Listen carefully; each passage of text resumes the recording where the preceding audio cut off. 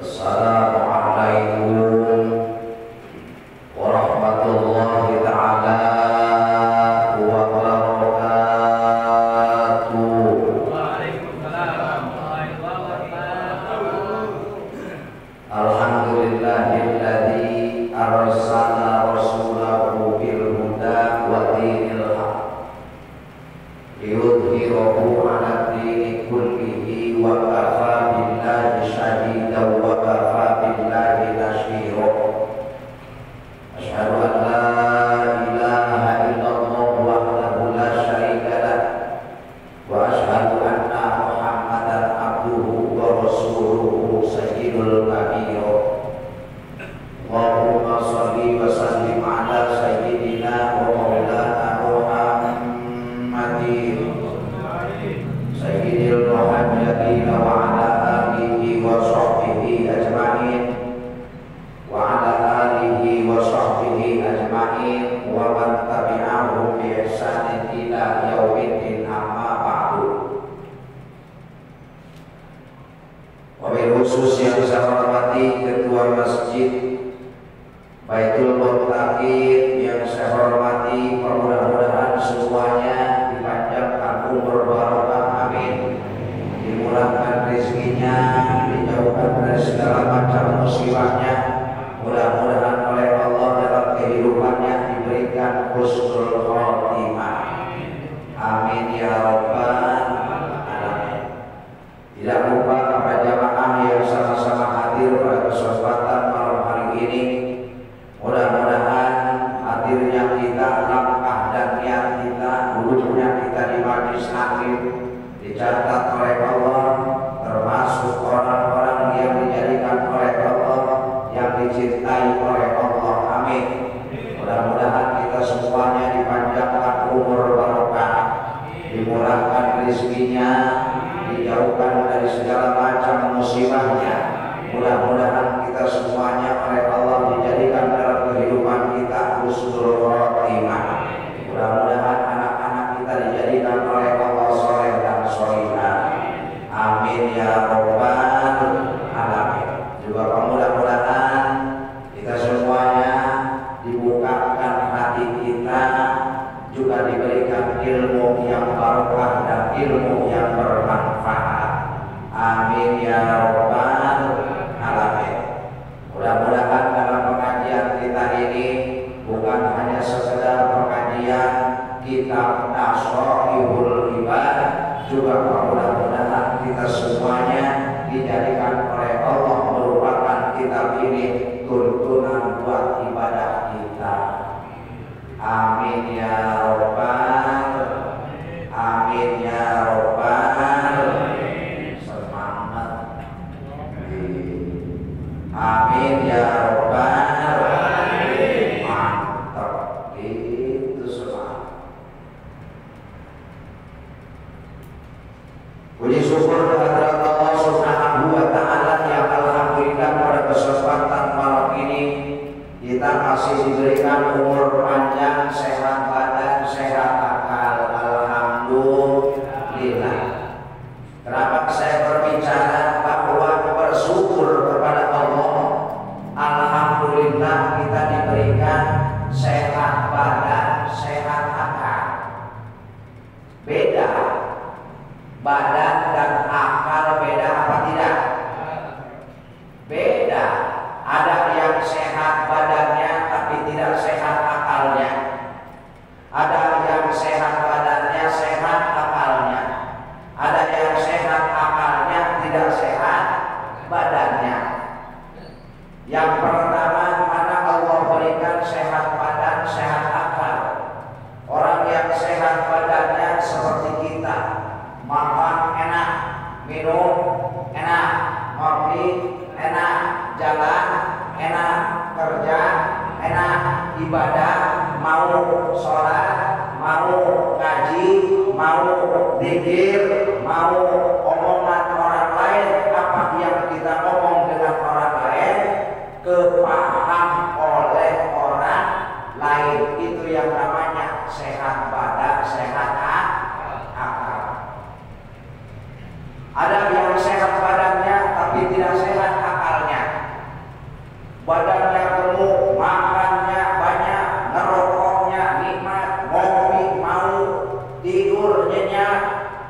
tapi pada akalnya tidak sehat, berarti yang bagaimana, yang pakai bajunya asal-asalan, rambutnya alut-alutan, mandi tidak suka, itu yang namanya sehat badannya, tidak sehat akalnya, namanya orang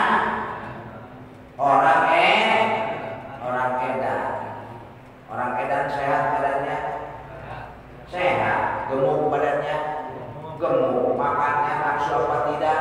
Nafsu. Dikasih merokok, mau minum, mau dikasih kopi, mau. Tapi badannya dia sehat, akalnya tidak sehat, maka akalnya tidak mengontrol, tidak bisa mengontrol bagaimana pantasnya diri. Nah, itu namanya tidak sehat akalnya. Ada yang sehat akalnya tapi tidak sehat badannya. Akalnya sehat, bisa zikir, bisa sholat semampu dia. Ada yang sholatnya mampunya duduk karena berdiri tidak mampu. Ada yang mampunya dia sholat sambil berdiri karena dia tidak mampu duduk. Kenapa? Rajin sholat, rajin zikir, tapi badannya tidak sehat seperti orang lain. Namanya orang sakit, tapi ingat kepada Allah, mau zikir kepada Allah, itu yang namanya sehat akalnya, walaupun tidak sehat badannya. Orang sehat yang ingat kepada Allah dan perintah Allah. Orang yang sehat akalnya ingat kepada Allah, ingat perintah Allah, walaupun dia tidak mampu melakukan seperti apa orang yang sehat. Berarti sakit badannya tapi akalnya sehat, masih ingat kepada Allah, masih ingat wajib, masih ingat haram, masih ingat sholat, masih ingat waktu. Itu namanya orang yang sehat badannya tetapi tidak sehat akalnya, tidak sehat badannya, orang sakit. Ada yang badannya sehat tapi akalnya tidak sehat. Ada yang bagaimana sehat badannya, sehat akalnya, tapi menurutnya tidak, menurut Allah tidak sehat.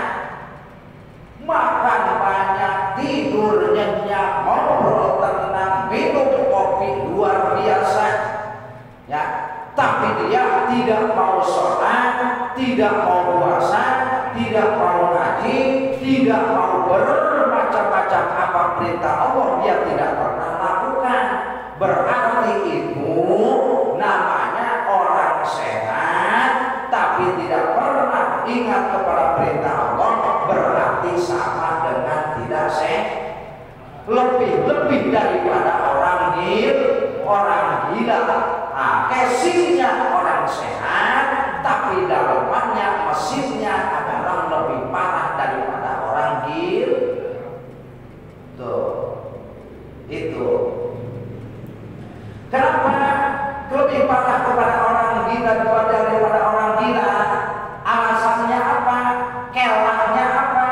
Olahnya apa? Adalah begini. Orang sehat badannya, tidak sehat akalnya, berarti orang gila. Orang gila diwajibkan nggak puasa? Tidak. Diwajibkan nggak sholat? Tidak. Diwajibkan tidak berzakat? Tidak. Diwajibkan ke masjid? Diwajibkan tidak ngaji? Tidak. Berarti karena orang yang sehat badannya, karena dia tidak sehat akalnya, tidak wajib melaksanakan perintah Allah. Tapi kalau yang sehat badannya, sehat akalnya, tidak mau sholat, tidak mau ngaji, tidak mau puasa, tidak mau zakat, tidak mau melaksanakan perintah Allah, tidak mau meninggalkan larangan Allah, berarti itu lebih daripada orang gila. Tuh, kalimat itu. Berarti kalau orang gila tidak wajib ibadah, tidak wajib sholat, tidak wajib puasa, tidak wajib ngaji, berarti tidak mendapatkan dosa. Dosa orang gila Pak. Kalau orang sehat tidak mau ngaji, tidak mau sholat, tidak mau puasa, berarti dia dapat dosa. Atau mendingan dipilih, mendingan jadi orang mendingan jadi orang gila. Tidak sholat, tidak dosa, tidak ngaji, tidak dosa, tidak puasa, tidak dosa, nyolong, tidak dosa. Kalau orang minum yang haram-haram tidak dosa daripada orang sehat. Orang sehat tidak pernah bisa membedakan mana yang haram, mana yang halal, mana maksiat, mana ibadah, mana perintah Allah, mana larangan Allah, mana yang wajib, mana yang sunnah. Seolah-olah tidak ada, berarti lebih parah daripada orang lebih baik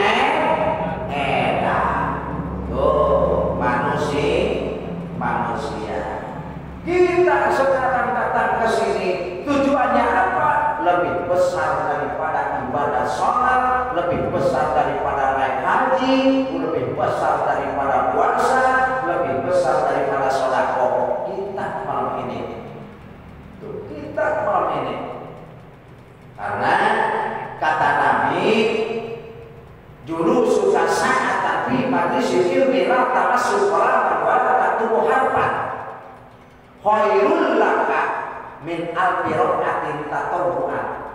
Barang siapa yang duduk di majlis taklim walaupun tidak memegang pulpen, walaupun tidak memegang pena, apalagi kita sekarang mah udah pegang pena, udah pegang kitabnya, lebih daripada itu, maka lebih utama daripada sholat sunnah 1000 rakaat makbulatun, sholat sunnah 1000 rakaat yang diterima oleh Allah.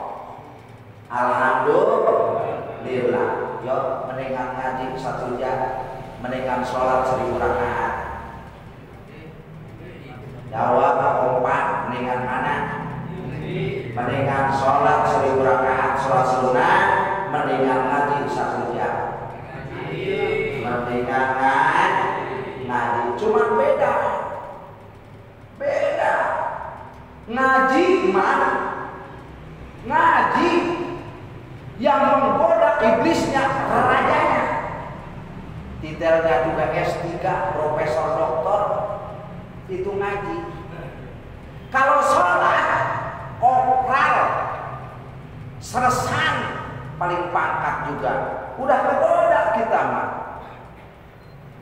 Tuh, makanya orang yang ngaji kita tinggal pilih. Kok kenapa bisa begitu? Umpama, kenapa bisa yang menggoda orang yang ngaji, yaitu jenderal, umpama iblisnya, profesor doktor, detailnya umpama itu iblis yang menggodanya. Kok beda dengan sholat? Sholat kira-kira kopral godanya, baret malang barok merah. Loh, kenapa bilang begitu? Karena begini, kira-kira di masjid ataupun di RW kita, nah, banyakan orang yang ngaji, banyakan orang yang sholat. Kalau pengajian di masjid, banyakan orang yang ngaji, banyakan orang yang sholat. Banyakan orang yang sholat, padahal pahalanya sholat kan tidak ada apa-apanya. Jangankan sholat wajib, sholat sunnah aja. Tuh, 1000 rakaat dibanding 1 jam.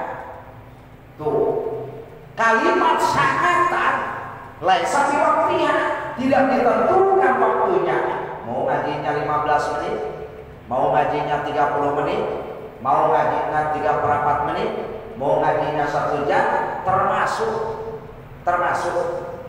Tuh.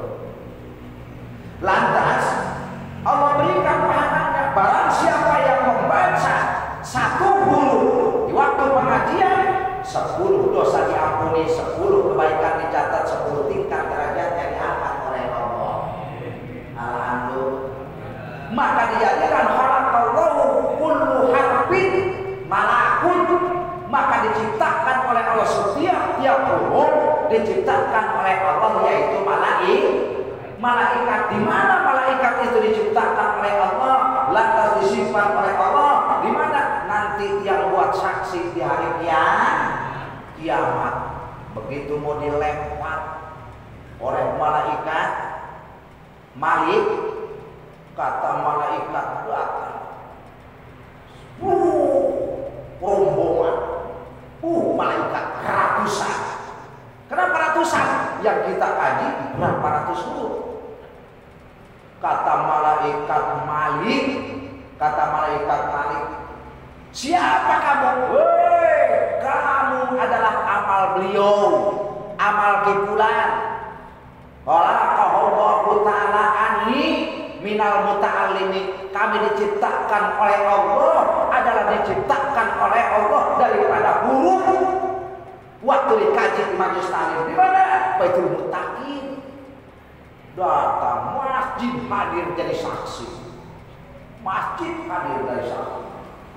Kata malaikat Malik satu dikeroyok ratusan malaikat. Kira-kira menang yang satu menang yang banyak, menangan yang banyak. Akhirnya lapor malaikat Malik. Kata malaikat Malik, ya Roh, saya lapor. Kenapa Malik? Waduh, saya ini ahli neraka. Begitu saya mau dibawa dilemparin ke neraka jahanam, saya dikeroyok rombongan barat di demo. Pas dilihat, waduh, harful arabi minal Qur'ani. Malik, jangan macam-macam kamu, dikeroyok kamu. Bawa kemana? La yasalahu minal jannati. Tidak ada lagi perkaranya itu Malik. Serahkan kepada malaikat Ridwan itu mah. Dikasihin kepada malaikat Ridwan, dikirim oleh jutaan malaikat, di mana seketika huruf-huruf yang kita baca diiring, ternyata yadkhulunal jannata bisalamin alim. Maka setelah itu dibawa oleh malaikat Ridwan dengan keriduan Allah, diiring oleh seluruh malaikat yang diciptakan oleh Allah dari huruf-huruf Arab yang kita baca setiap malam Senin. Rombongan diantri. Kemana ya Rob? Ya dulunal jannata, udah masukkan ke surga bisalamin, amin. Maka dia dengan selamat dan selamat mendapatkan ma'wahul jannata, surga yang paling indah. Di depannya disaksikan oleh huruf-huruf Al-Quran yang diciptakan oleh Allah menjadi malaikat. Di sanalah dia jadi penghibur kita, di alam kubur jadi penghibur kita. Maka dari mana malaikat penghibur kita di alam kubur? Walaupun kata orang alam kubur adalah gelap, tidak ada lampu, sendirian, balik ke kiri tanah, balik ke kanan tanah. Tapi di situ maka wasalikuna minal qulubil Qur'an. Maka ditemani, kita tidak sendirian.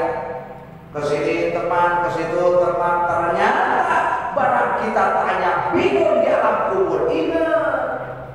Ingat waktu pengajian di Al-Muttaqin, Baitul Muttaqin, katanya di alam kubur sendirian.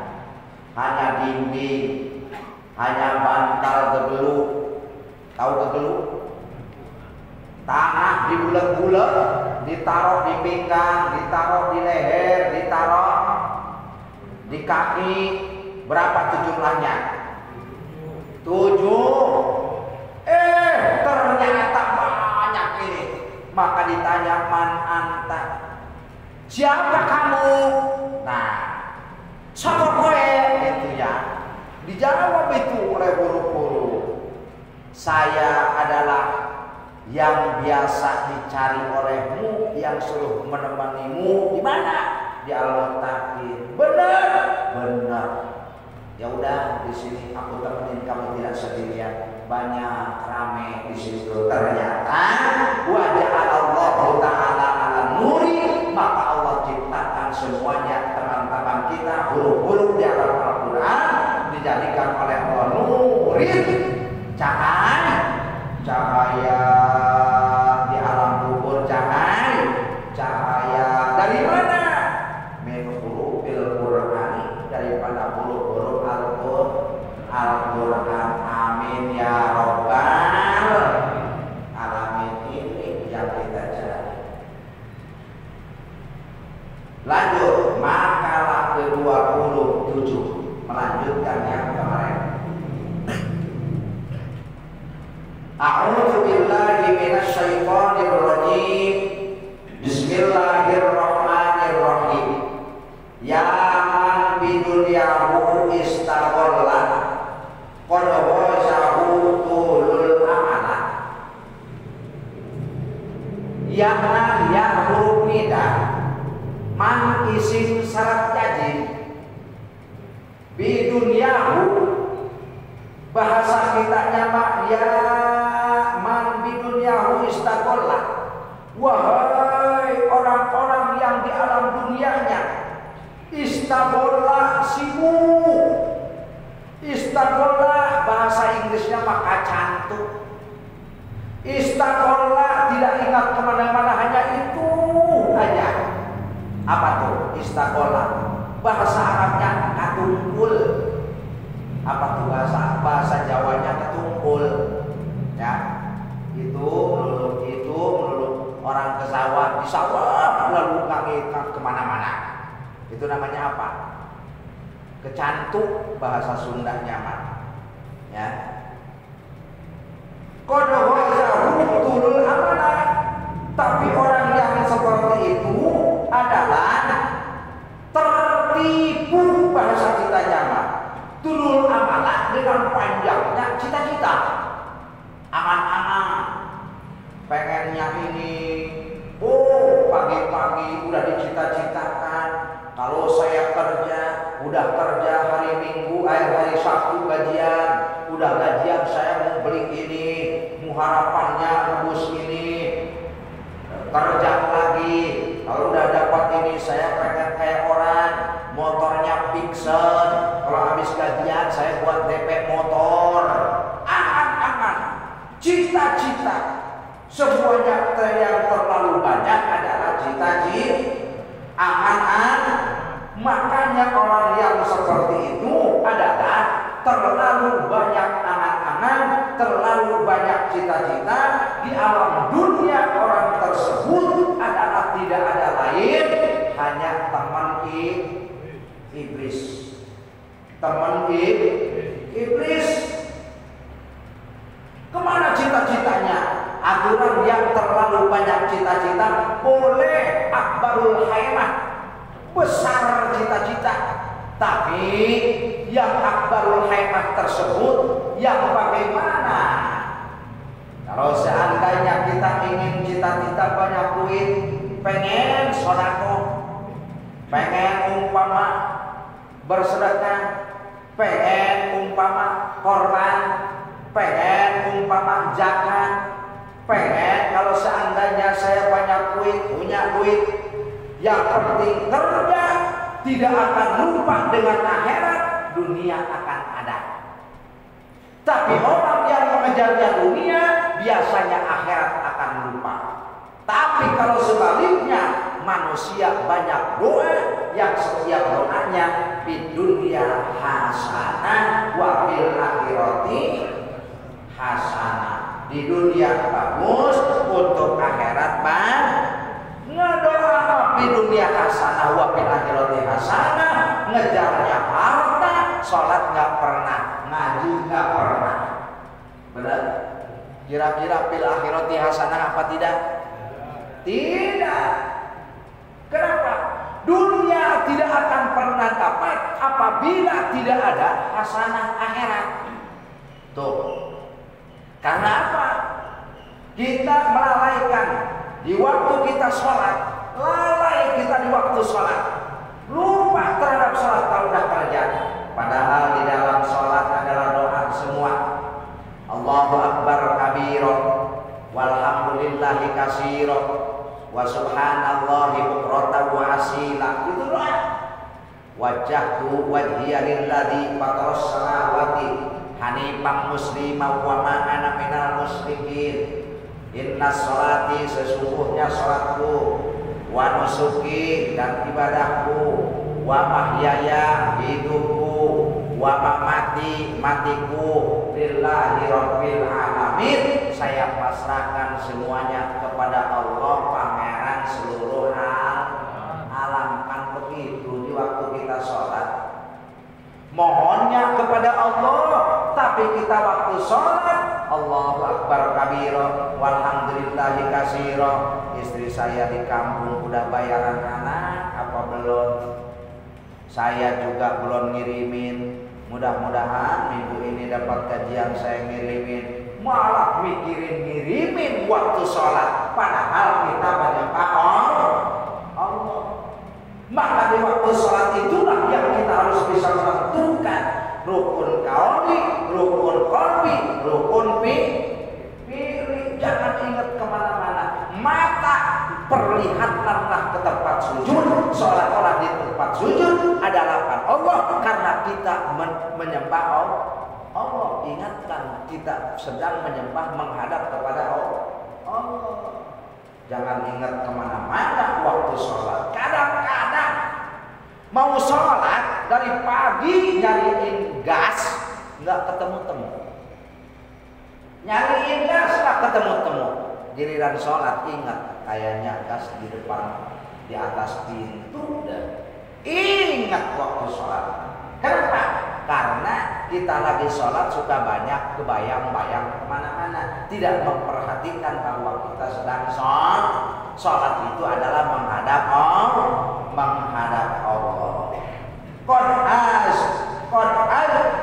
Apa itu? Tulul amal. Maka yakin orang tersebut adalah orang yang telah tertipu, yang sudah tertipu oleh tulul amalan, tertipu oleh banyaknya angan-angan, banyaknya cita-cita.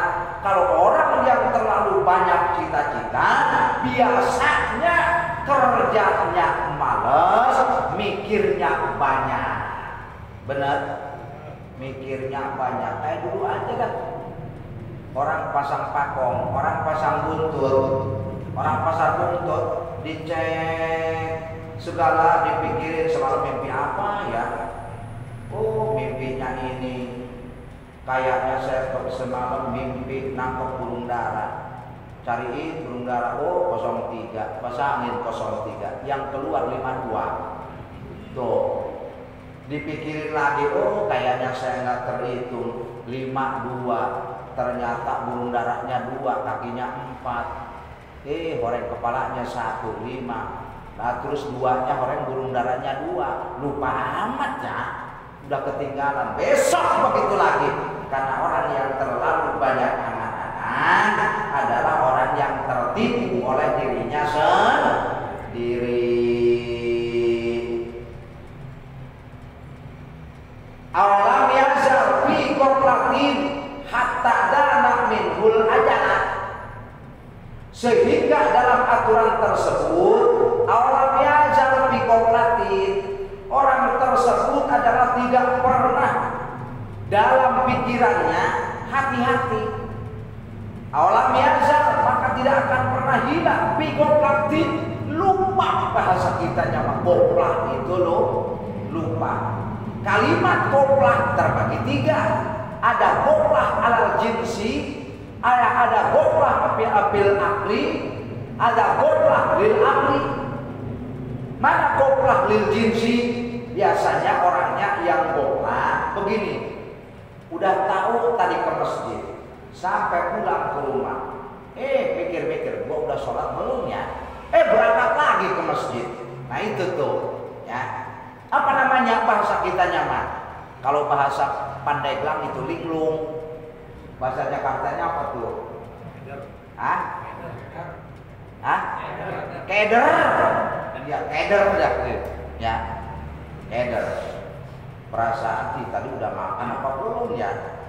Meriksa lagi ke tempat ke lemari makan. Nasi udah celong, ikan udah habis. Ketemu, kobokan juga masih ada. Mau kemana Pak? Kata istrinya. Mau makan. Tadi siapa yang makan? Oh iya ya, kayak begitu tuh. Nah itu sifatnya begitu.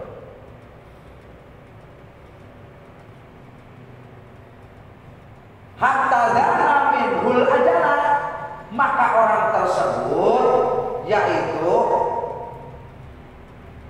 walam yazal, tidak pernah berhenti. Nah, walam yazal atau orang liren-liren, bahasa Jawanya, bahasa Titabnya ya, bigokratin, yaitu ing dalam kelalaian. Itu bigokratin. Kenapa? Artinya dia tidak pernah di dalam kelalaian, selalu optimis, bahasa kitanya mah. Maunya tujuan apa, itulah yang dia kejar. Tapi hatta dzana minhul ajal, sehingga kita lupa bahwa kita itu bakal mati. Boleh kita cari dunia sebanyak-banyaknya, tapi kita jangan lupa bahwa kita bakal mati. Boleh kita bahasa dunianya bahasa dunianya mah begini, boleh kita pergi kemanapun, tapi jangan melupakan rumah sendiri. Pasti suatu saat kita bakal pulang ke rumah sendiri. Boleh kita bisnis apapun, boleh kita ngumpulin apapun, boleh kita berjuang apapun, boleh kita terjun di bidang apapun, tapi awas, dalam kehidupan ini adalah bakal mati. Sedangkan walaupun perjuangan kita banyak, harta kita kumpulkan, semuanya tidak bakal kita bawa pulang ke alam kubur. Yang bakal dibawa ke alam kubur tidak ada lain, hanya amalin sholihin. Illa bi amalin sholihin, terkecuali yang bisa dibawa ke alam kubur mah amal soleh. Contoh begini, kita punya duit 100.000. Pas begitu ngelewatnya ke masjid Baitul Muttaqin, ada keropak, kita masukin tuh duit yang 100.000, masukin 5.000. Ada tinggal berapa lagi? 95.000. Dibawa ke Season City, beli free chicken, beli es, beli KFC, minum, habislah itu yang 95.000. Begitu pulang dari Season City, sampai ke rumah, ke kamar tidur, sampai ke kamar tidur, apa? Tidur, bangun tidur, ke kamar mandi, sampai ke kamar mandi, buang air besar yang 90.000, yang 95.000 jadi apa? Jadi tokai. Yang 5.000 itulah yang kita masukin jadi amal jariah, yang bakal jadi bekal kita, yang bakal menjemput kita, yang bakal menyelamat kita adalah di alam akhir. Itu yang bisa kita pertanggungjawaban bakal jadi bekal kita. Al-mautu ya'ti baghtatan wal qabru sundukul amala. Al-mautu ya'ti baghtatan. Mati itu pasti bakal datang. Itu tidak akan pernah lari manusia daripada kematian. Mana artinya mati tidak ada yang pernah dikasih tahu. Kamu bakal mati besok jam 10. Kamu bakal mati bulan besok hari Kamis. Kamu bakal mati minggu besok umpama hari Rebo. Tidak ada yang tahu kematian, hanya Allah.